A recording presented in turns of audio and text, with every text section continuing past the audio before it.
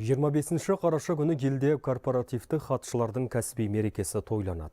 Биыл атаулы дата корпоративті хатшылардың халықаралық форумына тұспа-тұс келді. Нұрсұлтанда өткен басқосуда қандай мәселелер айтылды? Әріптесім айтып береді.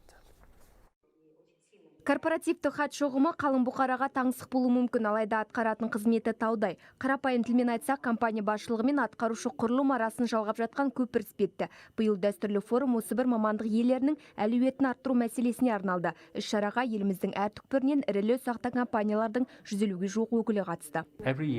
Біз жыл сайын корпоративті хатшылардың жетістігін атап өтеміз. Биыл Бәйтерек холдингімен бірге арнайы форум ұйымдастырып отырмыз. Біздің екі жақты серіктестік байланысымыз енді басталды. Десе де алға қойған бірнеше нақты мақсатымыз бар. Оның әуелгісі корпоративті хатшының мәртебесін көтеру. Екіншісі Қазақстанда ұжымдық басқару тетігін дамыту. Демек, корпоративті хатшы қызметін екінің бірі игеріп кете алмайды. Мұнда іскерлік қабілеттен бөлек жұмыс ішіндегі ахуалды дер кезінде реттей алатын көрегенділік те керек. Сондықтан олардың өзін-өзі үнемі жетілдіріп отыруы маңызды дейді сарапшылар.